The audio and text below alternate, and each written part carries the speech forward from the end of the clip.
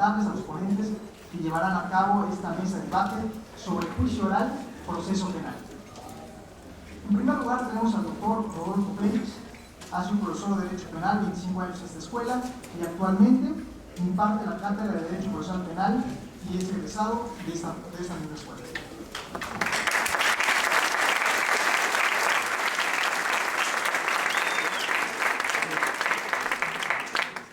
Tenemos también al doctor Arturo Cosío Zazueta. Doctor, un fuerte aplauso, por favor.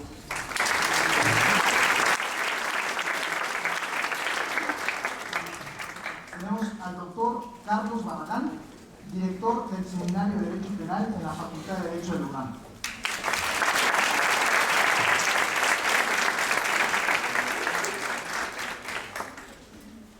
Tenemos al doctor Puccinelli.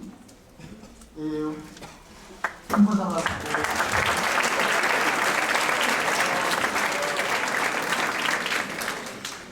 La doctora Viviana Pavón Giraldo, abogada y maestra de Derecho Procesal en la Universidad de Medellín y en Rosario, Argentina.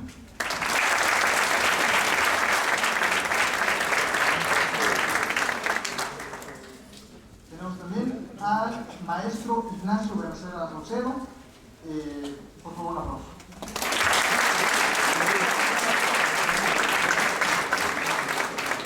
Y al doctor Héctor Granillo Fernández.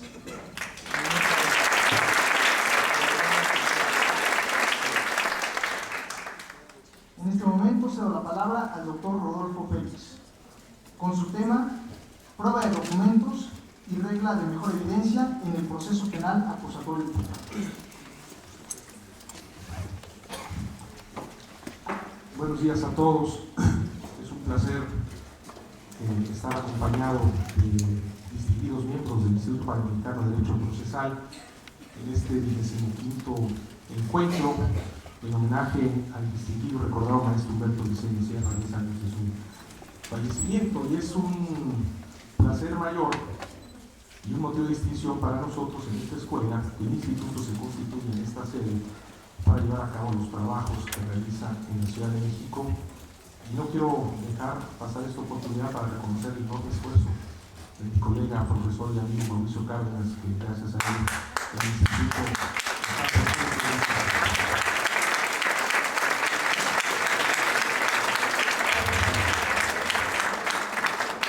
bueno, ya se llevó todos los aplausos del Congreso aquí, Mauricio. Bien, yo he propuesto trabajar sobre el tema de la prueba de documentos y la regla de mejor evidencia en cuanto a la regulación que se hace hoy en el proceso penal acusatorio en México, precisamente con miras a ver qué es lo que está sucediendo en el código, en el proyecto de código de procedimientos penales que será único para este país y que el día de ayer se publicó en el Diario Oficial de la Federación la reforma constitucional que da base para la emisión de este código y que significa, al menos para quienes no están muy compenetrados con la regulación procesal penal en este país, que los 33 códigos de procedimientos penales que tenemos en este país pues van a desaparecer, van a quedar abrogados a más tardar el 18 de junio de 2016. Irá paulatinamente aconteciendo esto dependiendo a reglas de artículos transitorios que se van a contener en ese proyecto de Código Procesal Penal Único, que hoy lo está dictaminando el Senado y que necesariamente, ya como lo esperamos, será un instrumento que será publicado seguramente en este año. Es decir, tendremos Código Procesal Penal Único después de más de 100 años de historia en este país y será el primer Código de Procedimientos Penales, curiosamente, que expide el Congreso de la Unión.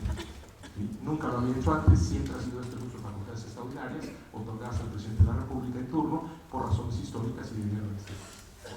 Será la primera ocasión. Entonces, ¿cómo es esto? En la reforma constitucional de junio de 2008, uno de los principios que se recogen en el texto del artículo 20 es precisamente que solo es prueba para el tema del acusatorio aquello que se desahoga en juicio, salvo la excepción de la llamada prueba anticipada. Y precisamente como nosotros hemos distinguido las etapas en el proceso acusatorio, existe una que nosotros denominamos etapa intermedia, en la cual se refiere al momento en donde los medios de prueba han de ser ofrecidos para ver cuáles son admitidos, previo debate, que ahí se dé, para que tengan ocasión de convertirse en prueba en juicio, pero también es el momento de depurar los hechos.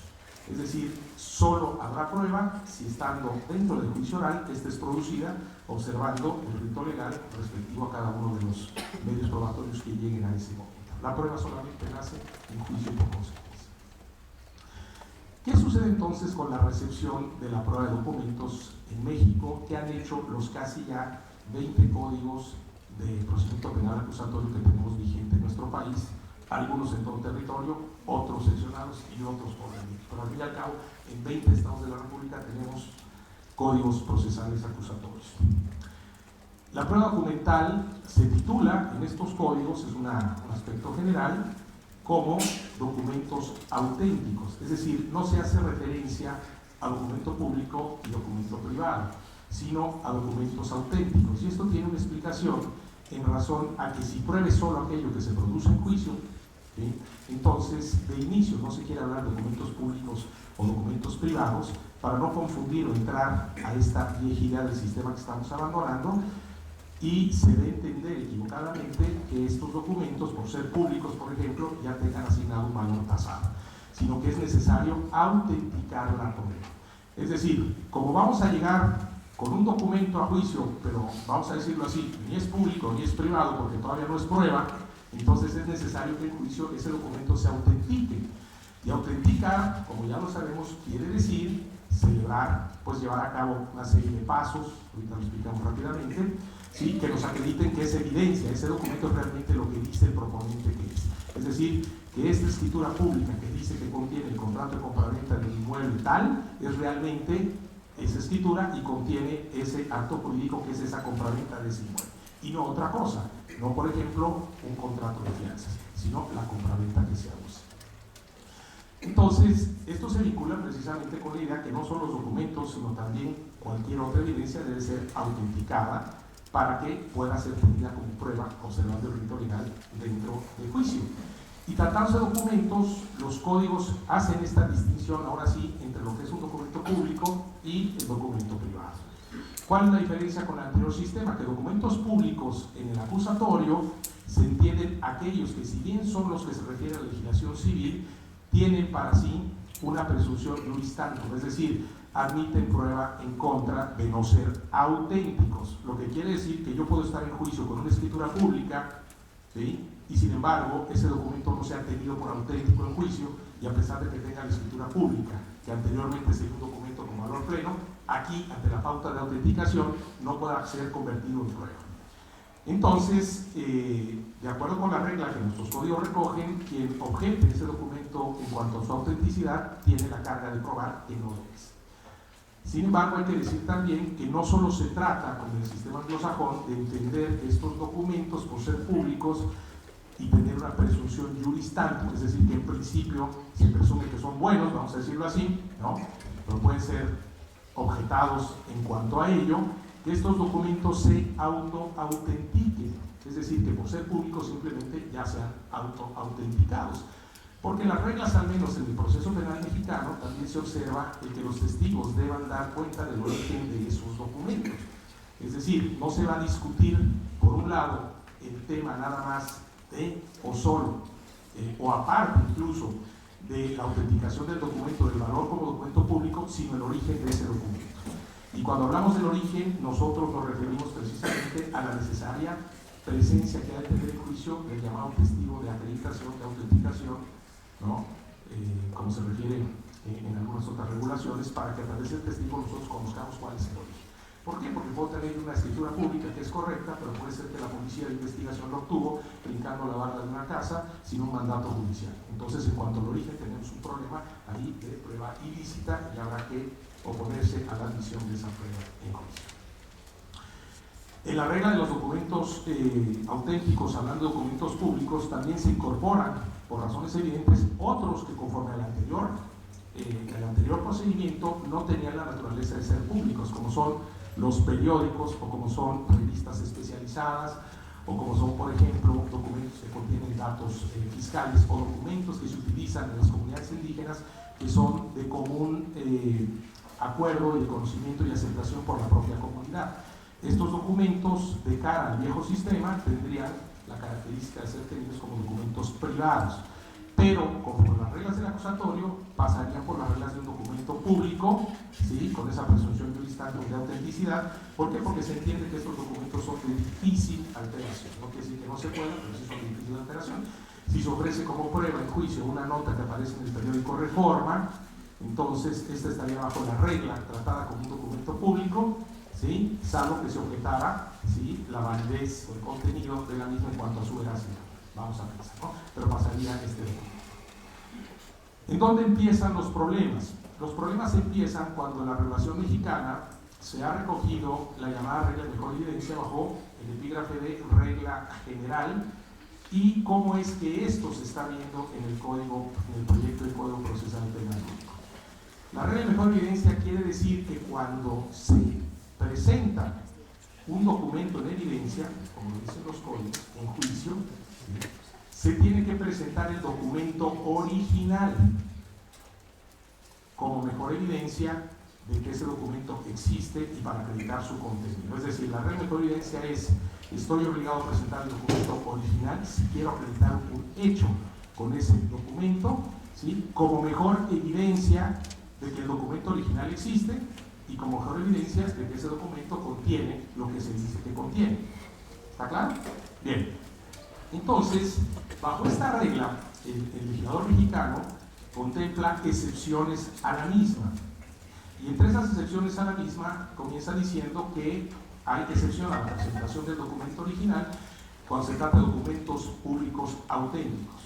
Cuando lo que requiere la regla es la presentación del original, y por ejemplo, si en el caso un documento público auténtico, entonces la excepción a un documento público auténtico pues es un absurdo, porque la regla lo que precisa es que se presente ese otro. Esa es una parte que sobró y está mal elaborada en los códigos.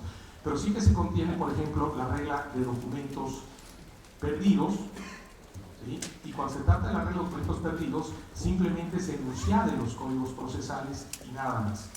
Esto ha traído como consecuencia que no se sepa muy bien qué hacer con este tipo de regla a la hora de aplicarla.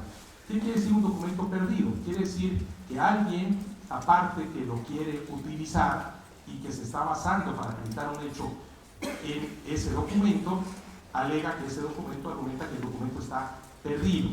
Entonces, no tenemos ninguna orientación nosotros que nos diga cómo resolver este problema. Si el documento está perdido, pues no sabemos incluso si tú lo hiciste perdedizo y te quieres prevaler de una excepción a la regla para que se te permita a ti probar el hecho con una prueba distinta al documento que tú pretendes ofrecer. Tampoco está previsto una regla que hable de la destrucción de documentos, y alguien se puede prevaler de la destrucción del documento mismo. ¿Para qué? Para evitar presentar un documento original o aparentar que existe un documento original y permitirse acreditar el hecho con otro mecanismo probatorio. También se habla en las excepciones a la regla de mejor evidencia de un aspecto que ha sido problemático en la discusión del Código Procesal Penal Único, que es el uso de documentos voluminosos. Cuando uno va a incorporar una prueba de documentos en el acusatorio, independientemente de hacer el interrogatorio respectivo, lo que se dice en el acto procesal, sentar bases, y que tiene que ver con la idea esta de autenticación, entonces, cuando se trata de un documento, lo que procede para su incorporación es la lectura del documento. Quizá no integral, ¿sí?, en las partes que sean las importantes, que las partes quieran simplemente leer con la intención del tribunal. Pero cuando se trata de documentos voluminosos, es decir, cuando se tienen, por ejemplo, los futuros problemas penales que vamos a tener aquí cuando entre en vigor el código, como serán enormes fraudes fiscales, financieros, etcétera, que podemos contar con 3 toneladas o 4 o 5 toneladas, qué sé yo, de papeles, entonces, si nosotros queremos incorporar esas toneladas de papel y no atendemos a la existencia de esta regla, tendríamos que llevar las toneladas de papel primavista a la parte contraria para hacer lectura y poder incorporar las 5 toneladas de documentos como previo juicio. Precisamente esta regla de excepción lo que hace es evitar que esto acontezca, para permitir bajo esa excepción que el manejo de la prueba se haga a través de un mecanismo distinto, como podría ser la presentación de algún resumen, quizá apoyado en una ilustración, una evidencia ilustrativa, como por ejemplo un PDF o alguna presentación de ese tipo, con alguna declaración de alguien que conoce el contenido de los documentos, como podría ser el director de finanzas, el contador, el administrador, etcétera, de la empresa, por ejemplo, para explicar en juicio el contenido de esas 5 toneladas y que esto pueda ser incorporado como evidencia, ya como prueba en juicio.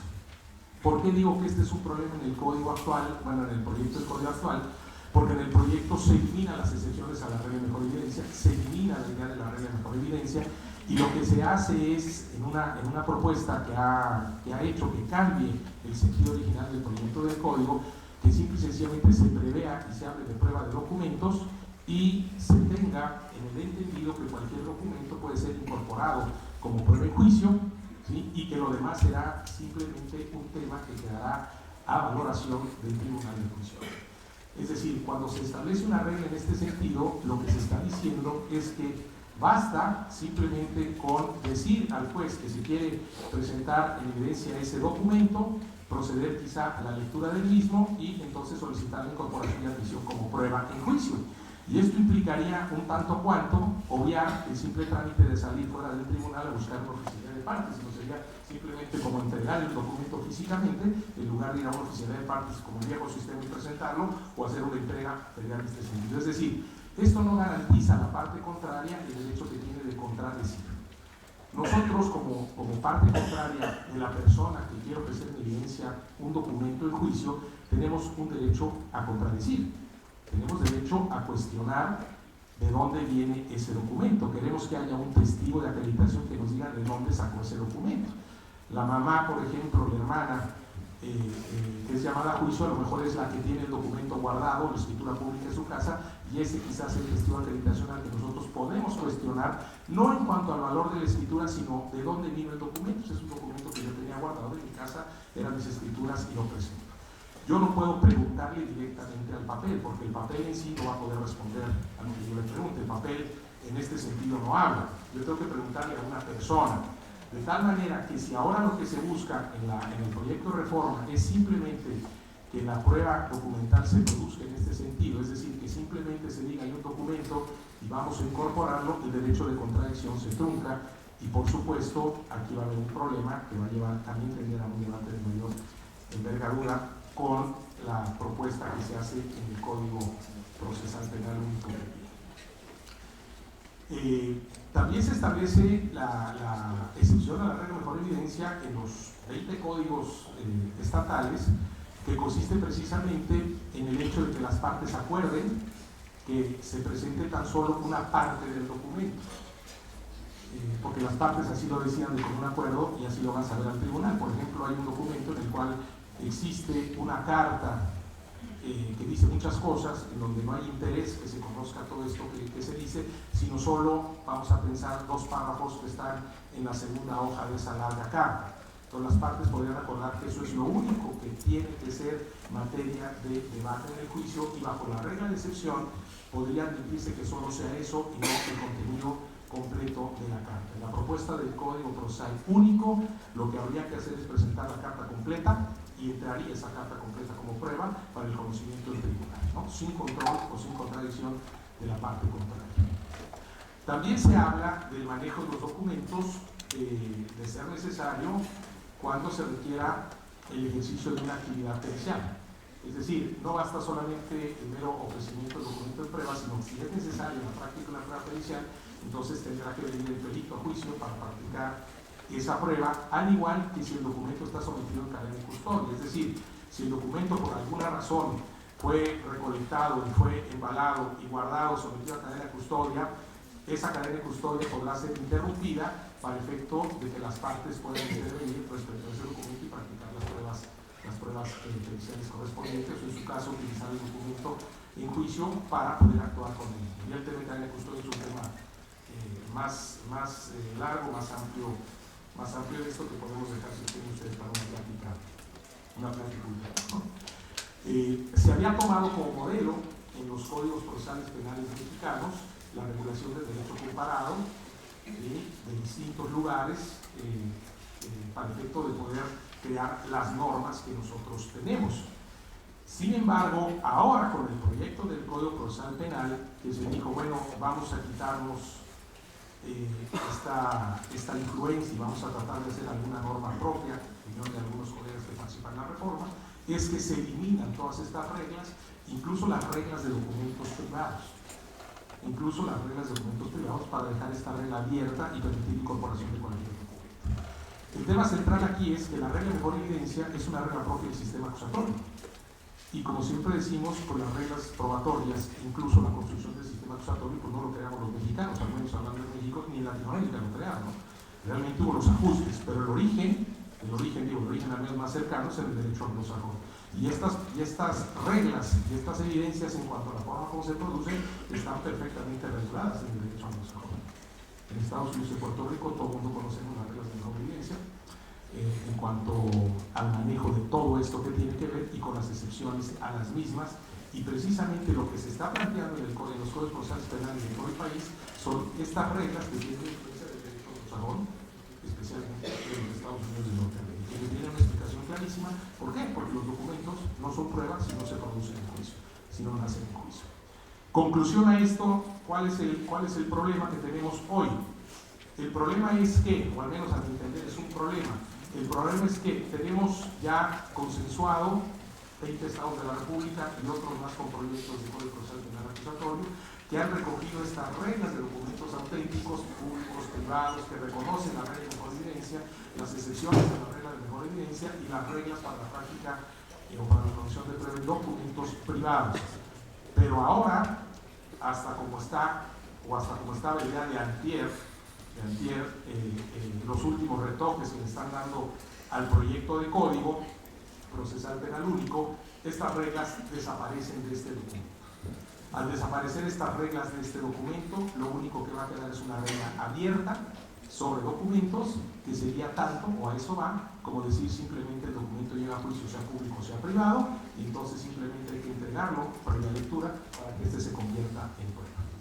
Y esto, ¿sí?, une con una tesis de un tribunal colegiado de circuito, del segundo circuito en materia penal, que surgió apenas recientemente, apenas unos meses, en donde precisamente se refiere al momento de intermedia, cuando es ofrecido como medio de prueba una documental pública. Y esta tesis dice que cuando se ofrece una documental pública como medio probatorio en la audiencia intermedia, desde ese momento, cuando se admite, se desahoga por su propia y especial naturaleza. De tal manera que dice el magistrado oponente que al desahogarse por su propia y especial naturaleza, cuando de acuerdo a la Constitución todas no es prueba, y esta persona lo que hace es aplicar una regla de prueba pasada que no existe en el sistema acusatorio, él dice que de tal manera, si esto ocurre desde la intermedia, ya ni siquiera es necesario llevar el documento al juicio, porque ya está desahogado desde el intermedio. Estos son los males entendidos de la regla de documentos y es un problema, me parece a mí serio, que esperamos todavía en los debates poder corregir. Muchas gracias.